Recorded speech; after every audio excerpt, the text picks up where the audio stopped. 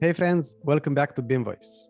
Today, I have another chat with my friend Håkon Reisvang, who wants to tell me more about suffering in our industry, I guess, or not. We shall find out. Hi Håkon. Hello, Petru. What is this going to be about? Like I told you in the last podcast, we have to do a podcast about suffering. Yes, I'm very keen to find out more what you mean by that. Of course you are. I'm talking specifically about the back and neck suffering because we're walking around with this phone and just clicking on the phone and we get a lot of backaches. And it's also psychologically very unhealthy, I hear. I think maybe Mark Zuckerberg destroyed the children. It's just a fact of life. So, Petru, I want you to envision a future where you're wearing those glasses. But just look at the thing on your desktop or whatever. Just look at one thing. What are you looking at? I'm looking at Navisworks. At Navisworks? Maybe look at something that's not a computer. I know you engineers always. Oh, on my desktop. Okay, I see this, the box for my AirPods. Yes, but you don't have all the information about the AirPods or all the information you could potentially have access to of the AirPods.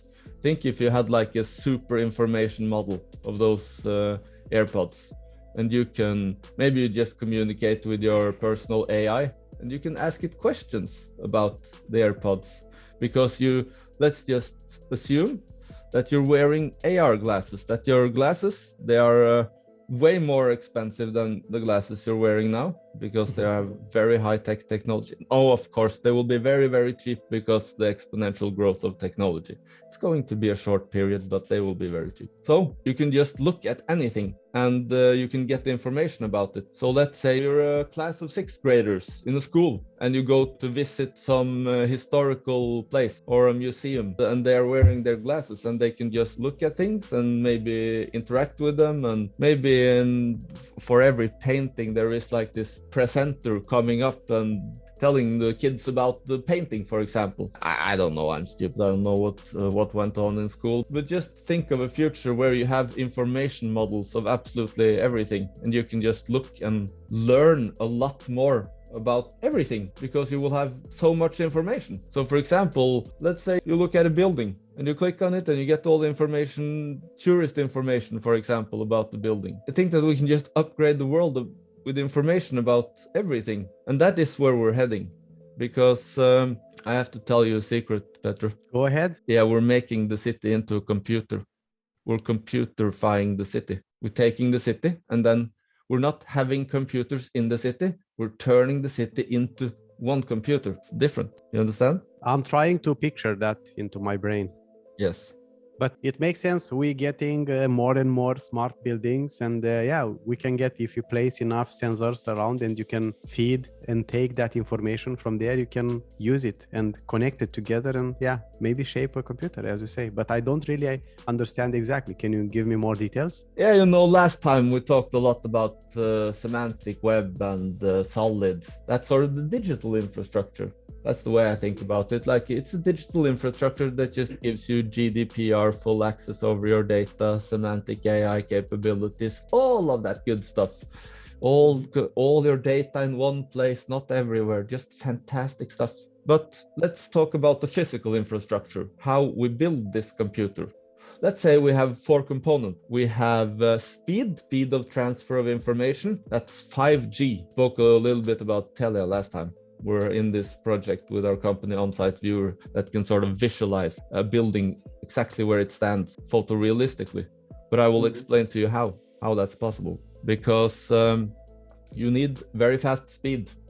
So 5G, that's basically more masts, more antennas. The antennas can aim, and a broader spectrum on the electromagnetic spectrum. That made any sense, but that's 5G. So that's the speed. But you also need to calculate a bunch. They're very good at math, those computers. We have incredible math machines. And for example, the reason we've been talking about AI, the pattern recognition, that is because deep learning got scalable because of hardware, because of graphics cards, because of GPU accelerated computing, like Jensen Huang likes to say. But that's calculation power. So if you could sort of take the 5G masts and put an edge computer. That's edge computing. So if you can make those things work together, you can sort of look at something, send a super fast signal. The signal makes the computer calculate something that is not possible within AR glasses,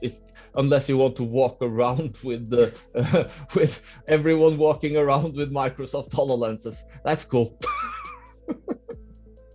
No, glasses like you have, because you have to do the compute on a computer. So it sends the signal, it calculates a super high definition model, and you can see it where it stands. So you can sort of upgrade your reality with anything from dancing elephants to the information I was talking about earlier. But that is because you have this combination of compute and very fast signaling. I think of the capitalism as, or the industry, or productivity increase. That is just, it's information from A to B. And if you can do that with the best technologies on the physical side and on the digital side, like we talked about last time, you can effectivize the industry so much. So and make it very cool for people to take in information, because sometimes I'm very pessimistic about the future because I watched all the Black Mirror's episodes very many times. But the one thing that makes me very optimistic is learning, because AR, the things we're talking about now, also VR, you can learn things in whole different ways. Think about all the math and physics and chemistry, learning that in VR, visualizing it, and you can learn things way more effectively. You can learn history through storytelling. I'm very optimistic about this compute power Gutenberg revolution. You see it starting with podcasts and YouTube videos. I watch a lot of YouTube. It's the best school ever.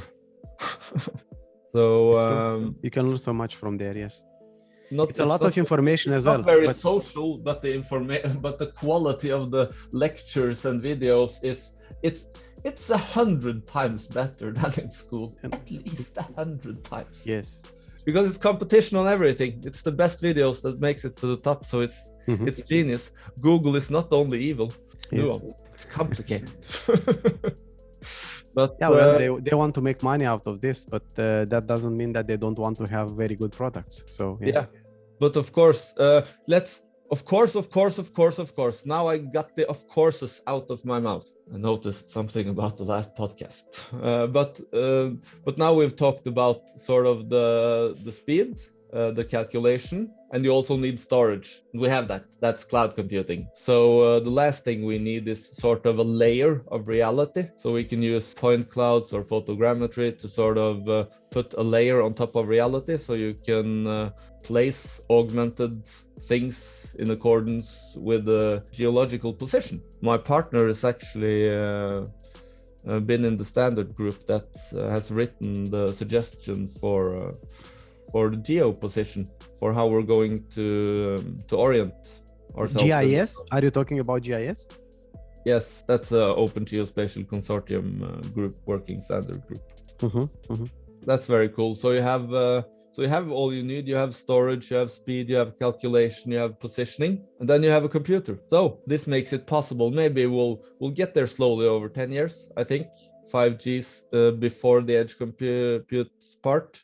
I know the people working on the standard between the communication between the edge computer and the 5G mast now. But we have our own suggestion, because that's what we're using when we're visualizing these government buildings that I was talking about.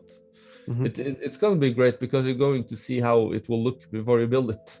And you can't do that with like a 3D model on a computer, or a over dramatized shot from a angle no one will ever experience ever, with trees all over the buildings that just simply can't be built. So it will eliminate cheating from a lot of cheating from the architect world. So yeah, we have this great example of the Munch Museum here in Norway.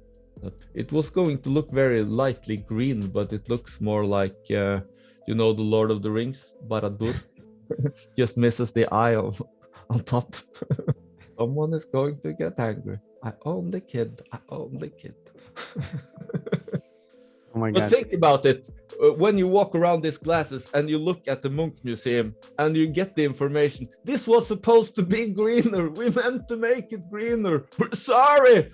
But the point is that you are going to be able to learn a lot more about the world you're living in. And that is one of our evolutionary drives. So that's good. So I'm very optimistic about it, but it could go horribly wrong, Petru, because I have to tell you something about how you position yourself within these point clouds or photogrammetry models. You're doing it with your camera.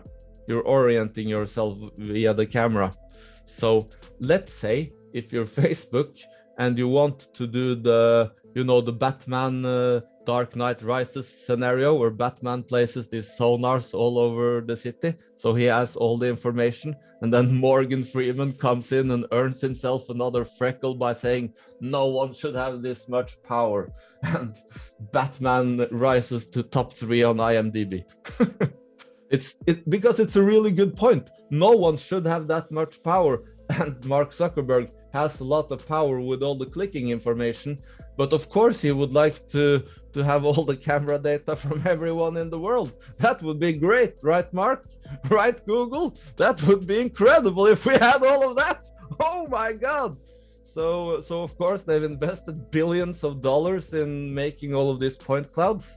But my CEO friend in On-Site Viewer, Jan-Erik Vinje, he's like Morgan Freeman. Yeah, no one should have that much power. So he has, in collaboration with OGC, started OpenAR Cloud, which is a fantastic organization that makes sure that no one owns the future of the internet. Because like we have this 2D internet now and we're going into this 3D internet.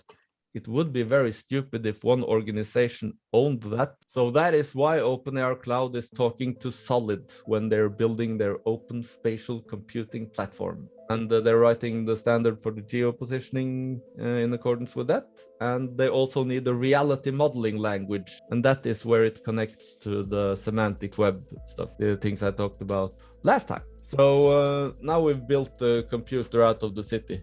Has it been understandable, Petru? Yes, I am there. I'm following. Great. I usually confuse the hell out of people. Yes, well, it's not very simple and straightforward, but I got an idea at least. I cannot say I can go and explain this to somebody else right away, but I got the gist of it. So let's say you're walking down the street with your Facebook glasses. So Facebook has just captured all of this because we didn't pay attention. But you're going down and you're getting all of these stupid commercials. Of course, we can regulate that, and it will probably be a lot better in Norway than in the States. We're actually standing up to Mark Zuckerberg, and he's saying, I might turn off Instagram and Facebook in Europe. He's such a robot. So you don't want all of these commercials just thrown in your face. You want to sort of, let's say I'm in a city in another country and I like to fly fish. And I would actually like the information if there is a fishing boutique anywhere. So let's say I have an AI that just says, Håkon, look, there is fishing stuff over there. Aren't you interested in that? That will be a pleasant thing. So let's say you just give your AI your own preferences, and that's Solid will be so great for doing that. So that's basically the two things I care a lot about, that Solid and OpenAR Cloud really accelerates and becomes a challenger to the big tech companies, so we can have our information freedom in the future. So because we're information seeking creatures. We want our own information. We want to decide for ourselves. We don't want Mark Zuckerberg to tell us. We might want Elon Musk to tell us, because he seems to be right about everything. So we need to pay closer attention to AI. That's why I have the philosophy podcast, because the values is very important. Because the point there is, it's not obvious what the values are. Conservatives and liberals are different. So if, let's say, the super open liberals in Silicon Valley decides, it's not going to be a pleasant world for the conservatives. So you need to actually talk about where the values come from, and it's we're biological creatures, and Carl Jung has made a great phenomenological framework for it with his collective unconscious and the shadow and the archetypes, and I really like that stuff. But you can also use Big Five to understand how people are different. So it's important to know about that stuff. That's why I love what Jordan Peterson is doing. How many people hasn't he inspired to? That's a good man. You know, I just want to draw a conclusion from this, and mainly, what was this suffering all about? Is the suffering of the state we are finding ourselves in and looking forward towards a much brighter future powered by all the tools you mentioned? Yes, and I'm not sure what your question is. So we started the talk with we are going to talk about suffering, right? So I want to understand how that fits in this context, in the context of everything else you touched during our conversation. Yes, I was meaning to have a very serious discussion about suffering. We're on the BIM podcast, Petru. I can't go into deep philosophy stuff, so I'm sort of kidding. But one type of suffering is back suffering, and we're going to integrate the technology into us. So we don't have to be like people not having IT living in the real world, or people living in basements with a lot of IT. We can sort of integrate IT into the real world. But we have a challenger, we have VR. Some people are going to want to live in VR all the time. I don't like that very much, so I'm very into this integrating technology into ourselves. Elon Musk has some ideas there as well with his Neuralink. But if we had glasses, I think the phone is making us not the best people, maybe.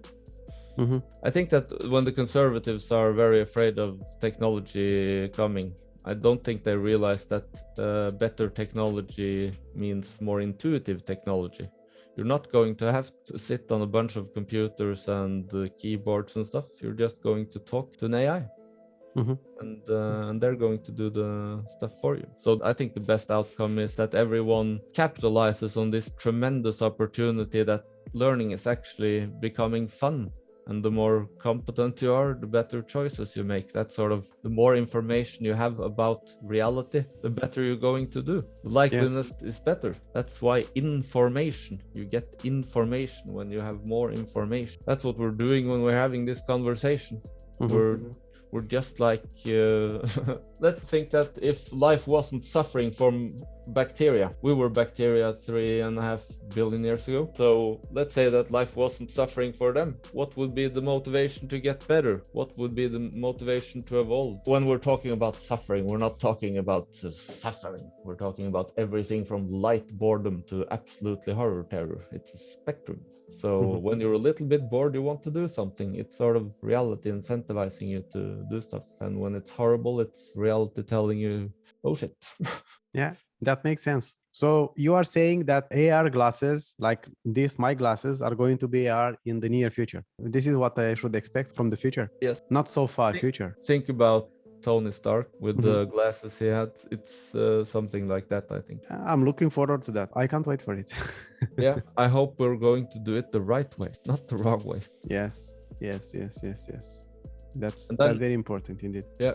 So people should check out Solid and OpenAR Cloud. It's the solution to the back suffering everyone has. Interesting. Maybe next time we can go deeper into AR Cloud and find out more about the organization, products, roadmap, ambitions, and everything else.